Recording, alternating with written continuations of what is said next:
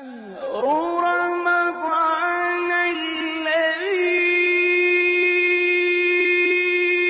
أنزل فيه القرآن بسم اللہ الحمد للہ والصلاة والسلام علی رسول اللہ وبعد. مشاہدین کرام السلام علیکم ورحمۃ اللہ وبرکاتہ. رمضان المبارک کی نشریات کے خصوصی سلسلے میں گزشتہ شب تلاوت کیے گئے 8ویں پارے کا خلاصہ پیش کیا جاتا ہے. 7واں پارہ جو اس کا جو اخیر تھا، اس میں جو مضمون یہ تھا کہ مشرکین کی طرف سے یہ مطالبہ تھا کہ کوئی حصی معجزہ ایسا دکھایا جائے کہ جس کو دیکھنے کے بعد ہم جو ہے اللہ تعالیٰ پر ایمان لے آئے. تو 8ویں پارے کا آغاز اس بات سے کیا گیا ہے کہ یہ لوگ جھوٹ بولتے ہیں کہ اگر یہ تمام حصے معجزات اللہ تعالیٰ دیکھ بھی لے تب بھی جو ہے یہ لوگ ایمان لانے والے نہیں ہیں. اگر یہ قبروں سے مردے جو ہے یہ زندہ ہو کر بھی دنیا میں آ جائیں پھر بھی جو ہے یہ کسی طرح کا ایمان لانے والے نہیں ہیں. اس لیے اللہ کے رسول صلی اللہ علیہ وسلم کو یہ تسلی دی گئی کہ ان کے استہزاء اور ان کے مذاق اور ان کی جو ہے ان کٹ حجتیوں سے آپ بالکل بھی جو ہے پریشان نہ ہو اور آپ کبیدہ خاطر نہ ہو. تو اور پھر اس کے بعد قرآن کریم کو ایک معجزہ قرار دیا ہے کہ یہ ایک زندہ معجزہ ہے. اور پھر اس کے بعد رسول کریم صلی اللہ علیہ وسلم سے یہ بات فرمائی گئی ہے کہ ان اہل باطل کی کثرت کا اور ان تمام چیزوں سے آپ کو مرعوب ہونے کی یا متاثر ہونے کی بالکل ضرورت نہیں ہے. اور پھر یہ بات بھی فرمائی کہ یہ اکثریت اور اقلیت جو ہے اس کا کوئی اعتبار نہیں. وَإِن تُطِعْ أَكْثَرَ مَنْ فِي الْأَرْضِ يُضِلُّوكَ عَنْ سَبِيلِ اللَّهِ. یہ جو ہے 116 نمبر آیت میں اللہ نے یہ فرمائی کہ اگر آپ ان اکثر لوگوں کی بات مانیں گے تو یہ آپ کو سیدھے راستے سے بھٹکانے کی اور اللہ کے راستے سے آپ کو دور کرنے کی کوشش کریں گے. تو گویا یہ جو تصور کہ کثرت رائے ہی حق کا معیار ہے، اللہ تعالیٰ نے اس بات کو کاٹ دیا کہ کثرت رائے کوئی حق کا معیار قرار نہیں پاتی ہے. پھر اس کے بعد جو چیزیں ہیں رکوع نمبر 2 میں اللہ تعالیٰ نے مومن کو اس شخص سے مثال دی گئی ہے کہ جو زندہ ہے اور اللہ تعالیٰ نے اس کو جو ہے نور عطا فرمایا ہے، اور کافر وہ شخص ہے جو بالکل مردہ ہے اور اس کو جو ہے وہ اور تاریکیوں میں پھنسا ہوا ہے. یہ آیت نمبر 122 ہے. پھر اس کے بعد جو ہے اگلی آیت میں اللہ تعالیٰ نے یہ فرمایا کہ ایمان اور ہدایت تو صرف اللہ کے ہاتھ میں جس کو چاہتا ہے دیتا ہے. پھر اس کے بعد 128 اور 129 آیات میں جو ہے ہدایت یافتہ اور گمراہ فریق ہیں ان کا تذکرہ کیا ہے کہ اللہ تعالیٰ ان تمام ہدایت یافتہ لوگوں کو بھی اور گمراہ لوگوں کو بھی قیامت کے دن جمع کرے گا اور ان کے اعمال کے مطابق ان کا جو ہے وہ حساب اور کتاب ہوگا. پھر اس کے بعد اگلے آیات میں تفصیل کے ساتھ مشرکین مکہ کی حماقتوں کا ذکر کیا گیا. ظاہر ہے کفر تو حماقت کا دوسرا نام ہے، اور کفری عقیدہ انسان کو عقل سے، شعور سے اور جو ہے فطرت سے اور فراست سے کس قدر دور کر دیتا ہے. اس کی مختلف مثالیں دی گئی ہیں کہ ان کے عقائد کیا تھے اور وہ کیا ہے کہ زمین کے اندر جو غلہ نکلتا تھا. ایک پہلی حماقت ان کی یہ بیان کی گئی کہ زمین سے جو غلہ نکلتا تھا تو اس میں تو ظاہر ہے وہ اللہ تعالیٰ کی طرف سے عطا ہے، تو وہ اس میں سے اللہ کے نام سے صدقہ دیا جاتا ہے. لیکن ان میں سے یہ ہے کہ وہ حصے بکھرے کرتے اور ان میں اپنے بتوں کے نام اور اپنے جو ہے پروہتوں کے نام کچھ حصے کو جو ہے وہ کچھ حصے الگ کرتے. اور جو ہے پھر اس کے بعد ان کی ایک یہ تھا کہ وہ اپنی بیٹیوں کو، خاص طور سے بچیوں کو جو ہے فقر اور فاقے اور عار یعنی شرمندگی کے ڈر سے جو ہے انہیں قتل کر دیا کرتے تھے. اور رسول کریم صلی اللہ علیہ وسلم کا یہ احسان ہے اور آپ کی بعثت سے خواتین پر، عورتوں پر جو ہے ایک بڑا احسان ہے کہ اللہ تعالیٰ نے ان کی نہ صرف یہ کہ جان بچائی بلکہ ان کو مقام میں، معاشرے میں ایک مقام اور عزت اور یہ چیز ان کو عطا فرمائی. اس کے بعد جو ہے اسی طریقے سے جو انہوں نے چوپائے جو ہیں ان کو بھی مختلف مذہبی پیشواؤں کے نام اور مختلف جو ہے بتوں کے نام انہوں نے اپنے ان کو جو ہے وقف کیا ہوا تھا. یہ 138 نمبر آیت میں ہے. 139 نمبر میں یہ بات بتائی گئی ہے ان کی حماقتوں کے ذکر میں کہ وہ جو ہے اگر کوئی بچہ پیدا ہوتا، کسی جو ہے کوئی جانور مر گیا ہے اور اس کے پیٹ سے اگر زندہ بچہ پیدا ہوا ہے تو اسے صرف مردوں کے لیے حلال ہوتا تھا، وہ عورتوں کے لیے حلال نہیں ہوتا تھا. اور اگر مر جانے والے جانور جو ہے زچگی کے وقت اگر جانور مر گیا اور اس کے پیٹ سے اگر مرا ہوا بچہ پیدا ہوا تو ظاہر ہے اسے عورتیں بھی کھا سکتی ہیں اور مرد بھی کھا سکتے ہیں. یہ ایک عجیب قسم کا اصول تھا ان کا. پھر اس کے بعد پھر اللہ تعالیٰ نے ان کو جو ہے یہ ساری حماقتیں ذکر کرنے کے بعد اللہ تعالیٰ نے جو احسانات ہیں ان کا ذکر کیا کہ کس طریقے سے اللہ تعالیٰ نے باغات، زیتون، انار اور بہت سارے پھل اور باربرداری کے درخت، گوشت، دودھ کے حصول کے لیے چھوٹے بڑے جانور، اور ان سب کا ذکر کرنے کے بعد کہ ان کے حلال اور حرام ہونے کا اختیار بھی اللہ تعالیٰ کو ہے، یہ ساری نعمتیں یاد دلائی ہیں کہ جن کو تم نے جو ہے کس طریقے کے جو ہے عقیدے گڑھ رکھے ہیں، جبکہ اللہ تعالیٰ کی ذات نے کس طریقے سے تمہارے لیے ان چیزوں کو حلال قرار دیا ہے۔ پھر اس کے بعد جو ہے وہ اگلی جو چیزیں بیان کی گئی ہیں کہ پھر اللہ تعالیٰ نے 10 وصیتیں جو ہے، بلکہ جنہیں 10 کمانڈمنٹس کہہ سکتے ہیں، کہ وہ 10 وصیتیں ہیں جو تمام انسانوں کے لیے اللہ تعالیٰ نے متعین کیے ہیں، ان کو ذکر کرنے کے بعد جو ہے کہ یہ چیز وہ ہیں کہ جو پچھلی شریعتوں میں بھی متفق علیہ تھی، اور اس امت میں بھی اور اس دین میں بھی وہ چیزیں باقی ہیں، اور اللہ تعالیٰ نے ان تمام 10 وصیتوں کو دوبارہ ان کا ذکر کیا ہے۔ سب سے پہلی وصیت یہی تھی کہ اللہ کی عبادت کی جائے اور اس میں کسی کو شریک نہ ٹھہرایا جائے، اور یہی وہ بنیادی نقطہ ہے کہ جو تمام انبیاء کرام کی دعوت کا محور ہے کہ ایک اللہ کی عبادت کی جائے اور اس کے اللہ کی عبادت میں کسی کو شریک نہ ٹھہرایا جائے۔ دوسری ہے کہ والدین کے ساتھ اچھا سلوک کیا جائے، انہیں کسی طرح کی تکلیف نہ پہنچائی جائے، زبان سے بھی نہیں اور کسی اپنے عمل اور ایکشن سے بھی نہیں۔ اسی طریقے سے اولاد کو فقر و فاقہ یا آر کے خوف سے جو ہے ان کو قتل نہ کیا جائے۔ چوتھی وصیت یہ تھی کہ ہر طرح کی فواحش و منکرات، بے حیائی کی چیزیں چاہے وہ خفیہ ہوں یا اعلانیہ ہوں، ان سے بچا جائے۔ پانچویں یہ چیز تھی کہ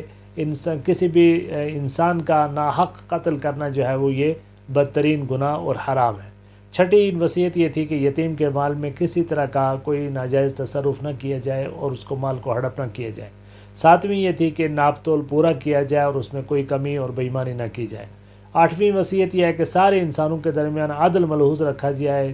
چاہے کوئی قریبی دوست ہو، رشتہ دار ہو یا کوئی بعید کا ہو، عدل و انصاف کے معیار و پیمانے سب کے لیے یکساں کیے جائیں۔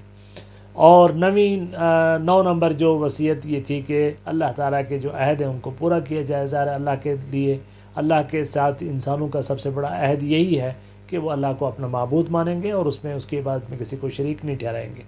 اور 10ویں وصیت یہ تھی کہ صراط مستقیم کی اتباع کی جائے، اور دوسرے وَنَّ صراط مستقیم فاتبعوه ولا تتبعوا السبل فتفرق بكم عن سبيله، اللہ کے راستے کی اور صراط مستقیم ہی کی اتباع کی جائے، اور چھوٹے آس پاس کے جو چھوٹے موٹے راستے اور پگڈنڈیاں ہیں اس پر چلنے سے گریز کیا جائے۔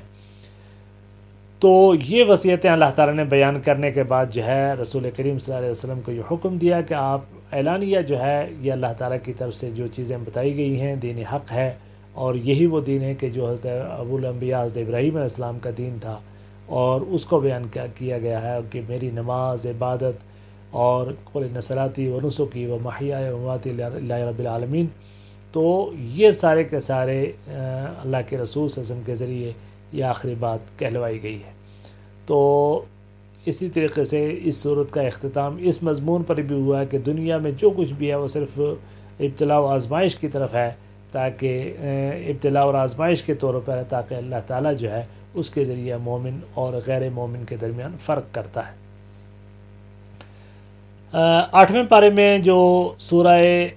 الانعام کے بعد جو دوسری آیت ہے وہ سورہ الاعراف ہے۔ یہ بھی مکی صورت ہے، اس میں 206 آیات ہیں،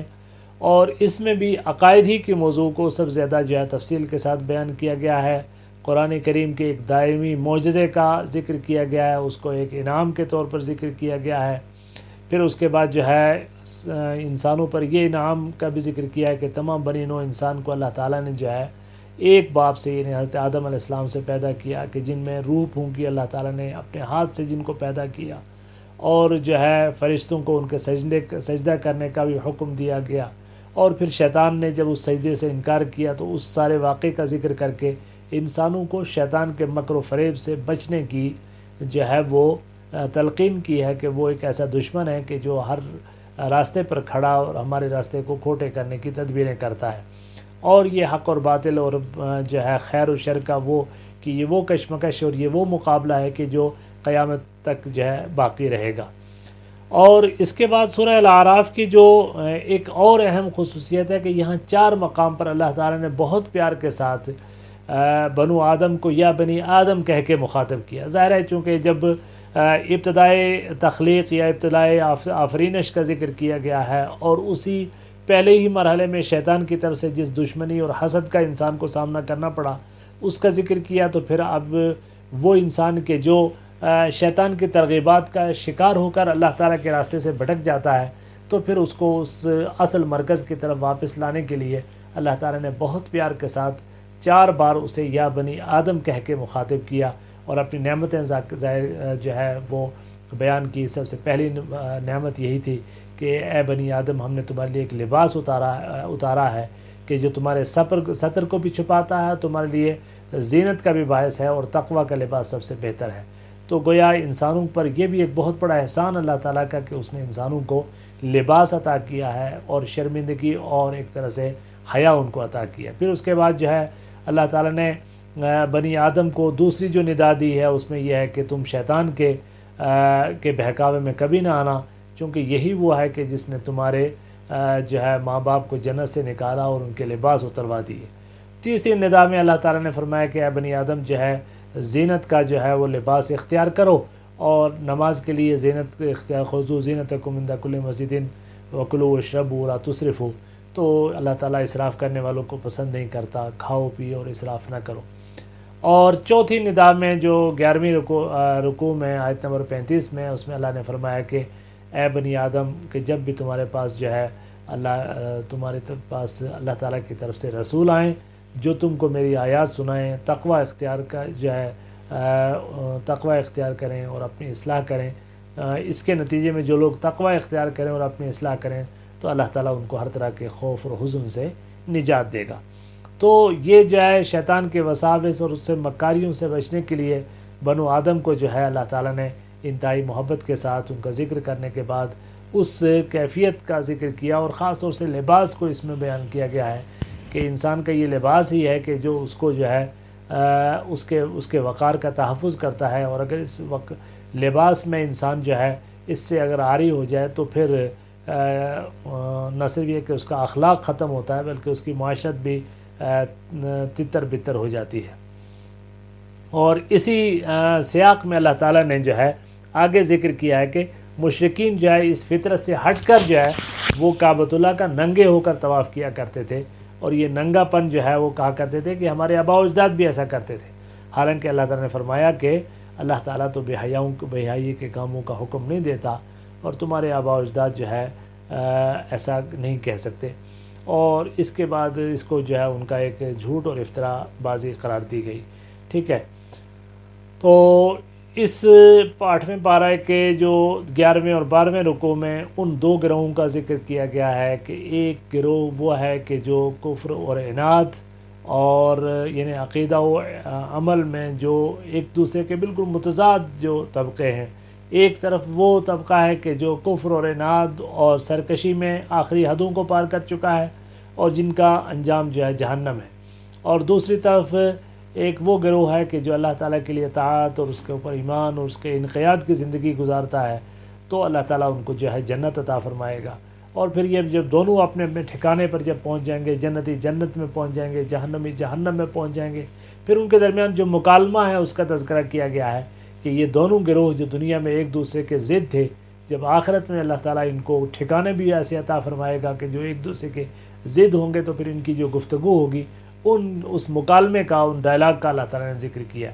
اور پھر اس کے بعد ایک ایسا گروہ، تیسرا گروہ بھی ہوگا جسے اصحاب الاعراف کہا جاتا ہے، کہ جو نہ جنت والے ہیں نہ جہنم والے ہیں، ان کے اعمال کم ہیں کہ وہ جنت میں داخل ہو سکیں، ان کے جو ہے پیچھے رہ جانے والے اصحاب الاعراف کے جو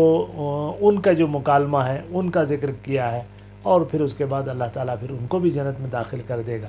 پھر اس کے بعد جو ہے اللہ تعالیٰ نے اپنی نعمتوں کے اور توحید کے جنہیں 3 بڑے دلائل کا ذکر کیا ہے کہ اللہ تعالیٰ نے ان آسمانوں کو تہ بتہ پیدا کیا، 7 آسمانوں کو ایک اوپر تلے پیدا کیا، اور پھر اس کے بعد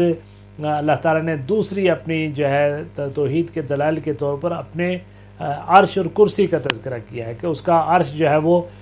کتنا وسیع ہے کہ وہ زمین اور آسمان کا احاطہ کیے ہوئے، پورے زمین اور آسمان کا اس عرش نے جو ہے احاطہ کیا ہے، اور جو ہے عرش کے ساتھ ساتھ کرسی ہے، اور کرسی کی کیفیت یہ بتائی اللہ تعالیٰ نے کہ عرش کے مقابلے میں کرسی کی کیفیت ایسی ہے، اللہ کے رسول نے فرمایا کہ جیسے ایک طویل صحرا کے اندر کوئی ایک حلقہ جو ہے انگوٹھی کے برابر پڑا ہو، یہ کیفیت تو کرسی کی ہے عرش کے مقابلے میں۔ تو وہ کرسی جو ہے وسع کرسی السماوات والارض، اگر وہ کرسی پورے زمین اور آسمان کو گھیرے ہوئے ہے تو یہ سمجھ لیے کہ پھر وہ عرش کتنا بڑا ہے، کہ جس عرش کا مالک اللہ تعالیٰ ہے تو ان کے جو ہے اللہ کی کائنات کی وسعتوں اور اس کے اقتدار کی وسعتوں کا تذکرہ ہے۔ اور ظاہر ہے اس کی کوئی کیفیت بیان نہیں کی جا سکتی کہ وہ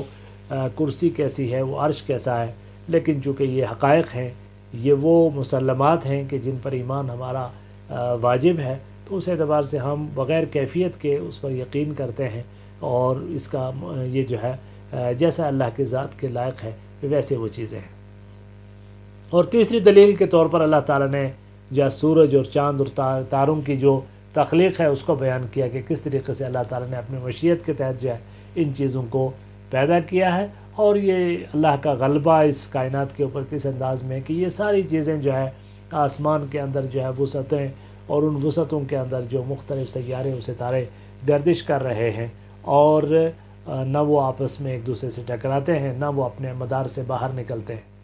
اور پھر اس کے بعد جو ہے انبیاء کرام میں 6 انبیاء کرام، حضرت نوح، حضرت ہود، حضرت صالح، حضرت لوط، حضرت شعیب اور حضرت موسیٰ علیہ السلام کے واقعات اختصار کے ساتھ بیان کیے گئے ہیں، اور ان میں جو عبرتیں ہیں ان کو اللہ تعالیٰ نے بیان کرتے ہوئے گویا اصل جو ان میں جو حکمتیں ہیں، اور وہ ان میں سے چند چیزیں یہ کہ اللہ کے رسول صلی اللہ علیہ وسلم کو ایذا دینے والے جو مخالفین ہیں اس پر اللہ کے رسول صلی اللہ علیہ وسلم کو تسلی دی گئی ہے، اور پھر جو متکبرین ہیں ان کو ان کے انجام بد سے جو ہے آگاہ کیا گیا ہے، اور پھر اس کے بعد یہ بات بھی کہی گئی کہ اللہ تعالیٰ کے ہاں ظاہر ہے دیر ہے لیکن اندھیر نہیں ہے، جلد یا بدیر ان ظالموں کو ان کے ظلم کا انجام دیکھنا پڑے گا۔ تو یہ اللہ کے رسول صلی اللہ علیہ وسلم پھر آخری جو نقطہ اس صورت کے یہاں اس پارے کے اندر بیان کیا گیا ہے کہ اللہ کے رسول صلی اللہ علیہ وسلم کی سچائی کی یہ بھی ایک دلیل ہے کہ جو ہے وہ آپ امی ہیں، لیکن اس کے باوجود جو ہے ایک ایسے قرآن کریم لے کر آئے ہیں کہ جو قرآن کریم پچھلے اور آخر سارے مسائل کا نہ صرف یہ کہ حل بتاتا ہے بلکہ اس کے بارے میں سچی خبریں انسانوں تک پہنچاتا ہے۔ تو یہ تھا خلاصہ قرآن کریم کے 8ویں پارے کا کہ جو آپ کے سامنے پیش کیا گیا ہے۔ سبحانک اللہم و بحمدک، نشہد ان لا الہ الا انت، نستغفرک و نتوب الیک، وصلی اللہ علی النبی۔